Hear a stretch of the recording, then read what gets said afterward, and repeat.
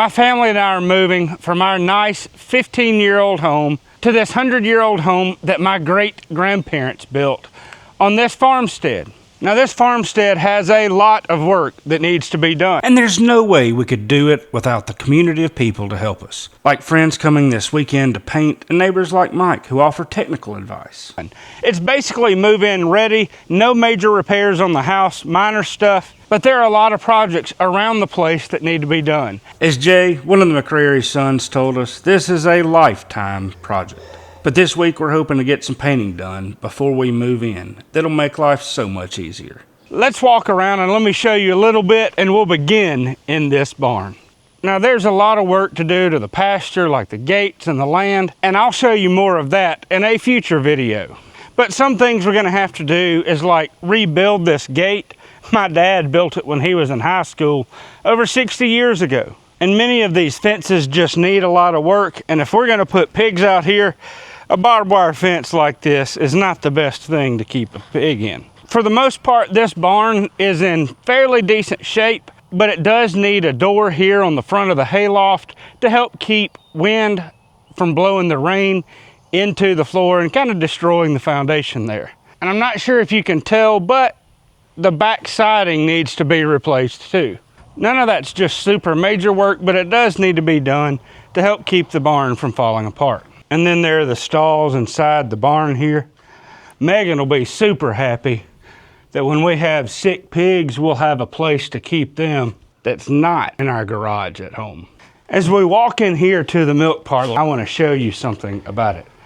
Now, my great-grandparents had this barn built, and interestingly enough, it was Miss McCrary's father who built this barn for my grandparents. Just a wild little bit of history there. I was talking to one of the McCrary sons, and they were telling me that the McCrary's parents had a dairy in East Columbus, and when Mr. McCrary moved out here, he had grown up with dairy cows, and he wanted some for himself. And so when they bought this place, they used this dairy parlor to milk their own cows. Nameplates with the names of each of the cows up here on these head gates. And the cows would come up, go to their own stall, not because they could read, but because Mr. McCrary had them trained really well. They'd go to their own stall, eat, they'd be milked, and that would have to be done twice a day. In fact, I remember my dad telling me that when he was in high school, his grandparents, my great-grandparents, let him keep a couple pigs out here. I don't know how I got interested in the pigs, but that's when I was in high school. I had 6 pigs, and my Uncle Murray had they had 5 children, had a cow. He would make the butter, churn the butter, and what I don't remember what they call that stuff, what was left over, which would be like skim milk, he would give to me, and I fed it to those pigs. They love milk. Oh, I could only imagine the tales that this dairy barn could tell. So the dairy is on the other side of that concrete block wall. We've got the outer barn here, and then we've got what was a corn crib over here. And in this corn crib, my dad said he used to catch roaches. The other time I had old blackjack, had to buy other feed, and so I started catching roaches. This was in the 60s. Those roaches sold for a penny a piece. So I made money selling roaches. More than that I did on blackjack, but I paid $90 for them, and a year later sold them for $400. Roaches were the most profitable part because I made a profit on them. And why in the world would people buy roaches? Fish bait. It's just an old concrete block corn crib. I can only imagine the tales. A ladder to get into the hayloft is a little small. I'm not the smallest guy in the world. However, it's still a tight fit. One thing we're gonna have to do is find a better way to get up here in this hayloft. Likewise, this back wall needs some siding work done to it. That's not the kind of stuff that needs to be done today or tomorrow, but we do need to get that done and in the plan fairly soon. The first thing we've got to do, however, is move in. Let me get down from the hayloft here and and we'll go to the house and I'll show you what we've been doing. In the first video, you might remember that Chloe and Megan were deep into picking out the paint colors. And even though they loved it, I don't care. but we needed to get those decisions made and fast. We've got a bunch of people coming in just a few days to help us paint. But they hit a snag. They were struggling to tell the difference between the barely off-white, slightly more off-white, and slightly less off-white. So I checked out of this project. Miss Tina, a neighbor and a friend, suggested that replacing the broken light bulbs and choosing bulbs with the same color temperature would help us pick the colors and see them better. After 2 weeks and 5 stinking trip to Lowe's, we settled on the colors Agreeable Gray and Woodland Stone for the walls and Swiss Coffee for the trim. Miss Tina was right. The lighting helped a lot. Meanwhile, I figured I had more pressing things to deal with. In 3 days, the house would be full of people. And before that happened, there were 3 big projects that I needed to finish. First, I needed to install an air conditioner upstairs. Second, I needed to remove an old wall heater out of the master bedroom. And third, I needed to patch a mess in the hallway in the ceiling. Megan wanted an air conditioner upstairs, and I didn't see the point of spending a few hours before everybody was coming, figuring out how to put that through the wall while there were more urgent issues. After all, the house has central air downstairs, but they couldn't run the ductwork upstairs. It just wasn't practical. I thought it was worth waiting until after we had moved in to install the air conditioner. After all, we weren't moving in yet, and if the 5 Dowdle boys who were raised up here without air conditioning, it wouldn't hurt my girls to be up here for a few days either. And in May, it's not even that hot outside. But Megan made a solid point. Whether our kids slept up there or not, if we expected free painting help from our friends, we needed to make it more bearable. No one volunteers for a sauna. Cutting through the wall made me nervous. There's something unsettling about sawing into a century-old house, even if it was just reopening the spot where the last air conditioner unit had been. But before I could make the first cut, I had to get up on the roof and see what it looked like. I think I better put my Crocs in 4-wheel drive. Once I crawled up there, Crocs locked in, I scooped things out. Thankfully, I realized that I could just go straight through the 2 layers of old board siding without hitting anything major. That gave me enough confidence to fire up the saw and get to work. I was shocked at what was living in the wall when I finally cut through it. Now, I was still nervous about how to cut through it without cutting too much. After all, I didn't want to be the guy who ruined a 100-year-old house by cutting a bad hole. The first attempt at sizing the hole didn't work.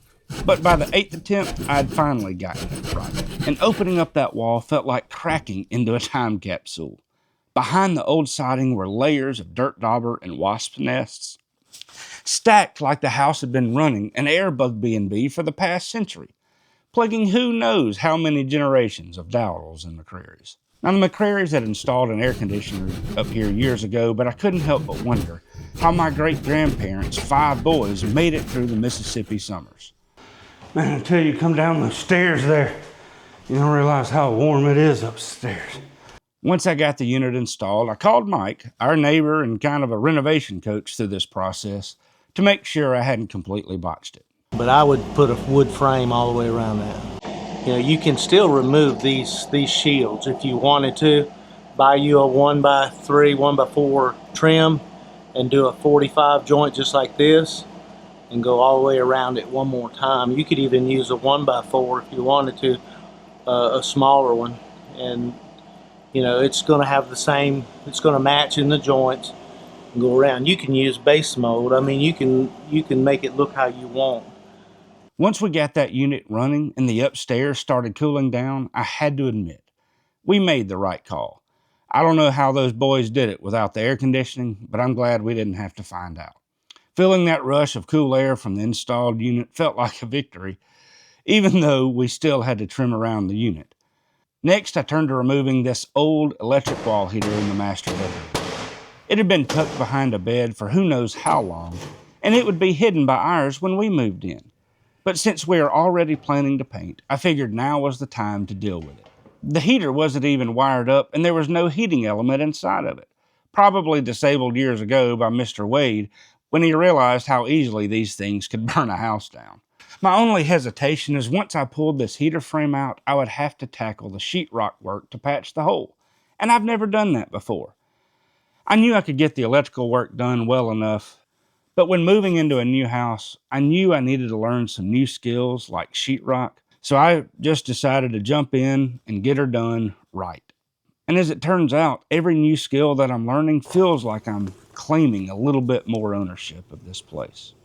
With the cover off this heater frame, I carefully checked for power. I definitely didn't want a hospital visit slowing us down. Plus, despite having this limb fall on my head on New Year's Day and spending time in the ER, we still haven't met our deductible for the year and didn't need to be spending the extra money. So once I confirmed, not once, but twice, that there was no power to this wiring, I pulled the unit out. And that's when it was time to start patching this hole in the sheetrock. Now, I'm a bit of a handyman at some tasks. Like I figured out how to replace the fuel system on our backhoe and can do basic electrical work. But sheetrock is completely new territory. And I figured that if I pulled this heater unit out, I could patch it. And even if I boogered it up, it would be hidden by our bed. Thankfully, Mike stepped in with a quick crash course on the sheetrock. Just take two boards and put a board across them, screw it into it, and then slide it in there.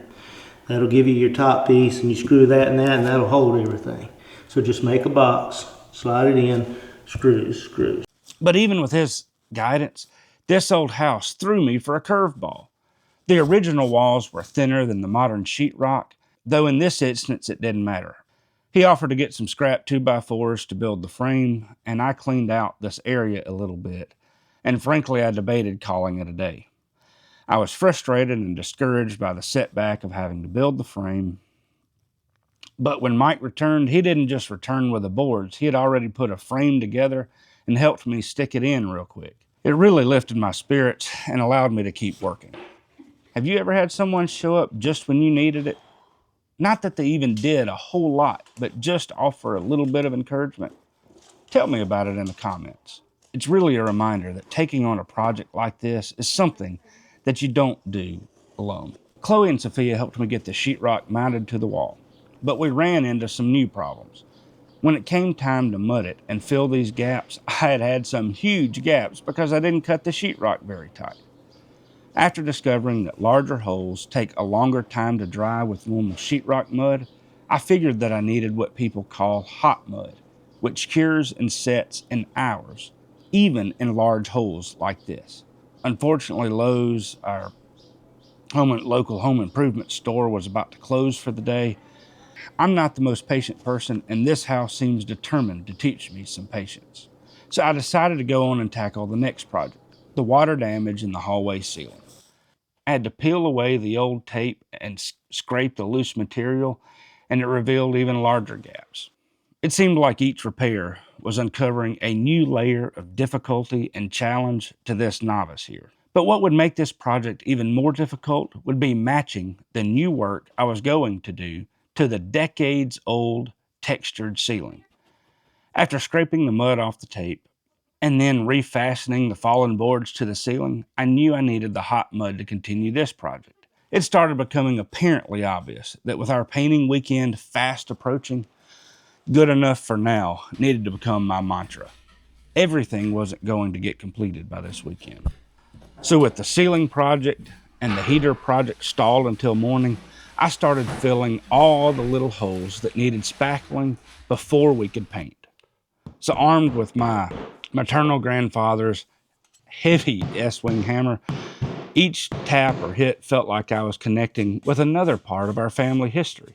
I wondered if my granddad ever stayed up till midnight patching sheetrock holes with this hammer. I was exhausted by the time I got most of these completed, and so I finally called it a night about midnight. The next day started with a supply run. Quick setting joint compound, or hot mud, made a world of a lot of difference. Now, I was wildly nervous about this part of it because I was afraid that I'd mess it up royally. But after mixing the hot mud easily enough, I filled large gaps in the heater patch and then the ceiling. And I was relieved to see that they cured and dried in just 2 or 3 hours. There's lots of competing advice on YouTube suggesting different approaches, and I wasn't sure what to think. I was able to start applying multiple thin layers of normal sheetrock mud to the repairs around the old space heater and that ceiling repair. And we were starting to see real progress. The patch over the old heater started looking like it was coming to an end. Now, I wasn't real sure how it would look painted, but it came along really well. And for the first time, I thought we might just make this house our home. But that confidence was shaken when I looked up into the hall. I would go ahead in this room and smooth this ceiling down, take some of this, knock this texture off of the ceiling enough to where you can run your trowel smoothly, and then also you can add your own texture, because you'll never match this. You'll never match the brush that they used, or the directions, or the pressure. That ceiling was a whole different beast.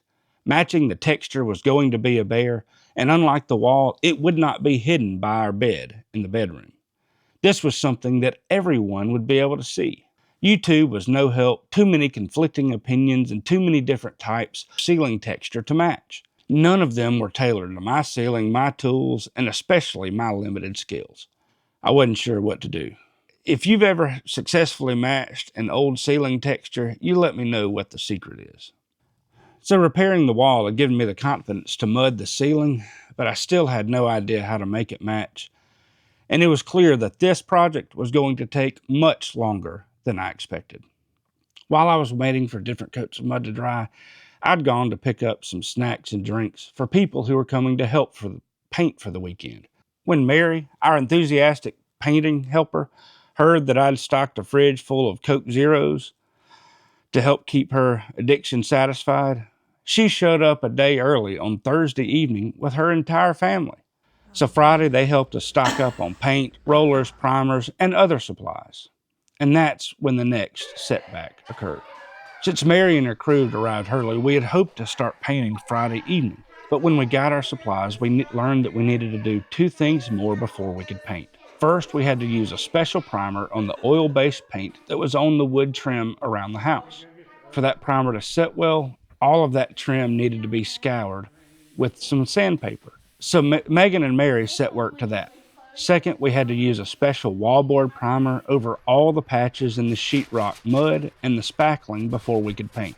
I'm not sure why a paint with primer isn't sufficient, but we followed the professionals' advice. Meanwhile, Sophia took down brackets for window dressings, and Charlotte and Mackenzie, Mary's daughter, played in the copious amounts of sheetrock dust that I had generated. I kept sanding and working on the ceiling patch, and when I told Megan and Mary that it wouldn't be ready to paint for the weekend, despite my hours of late night work, they told me that we weren't even painting the ceiling. But with the sheetrock finally smoothed, the holes patched, the materials gathered, the walls primed, and the trim prepped for primer, everything pointed toward a productive weekend of painting. Several friends would be coming over to help, and we just might get the house painted in time to move in. We weren't really ahead of schedule, not exactly, but with the supplies in place and friends on the way, it felt like we had enough momentum to make it work. This was no longer just the house that my family had built. It was becoming our home. And I think we were starting to realize that with enough learning, with the help of friends and neighbors, we could figure out whatever came next. But as optimistic as we felt, none of us realized just how much this Memorial Day weekend of painting was going to test that hope.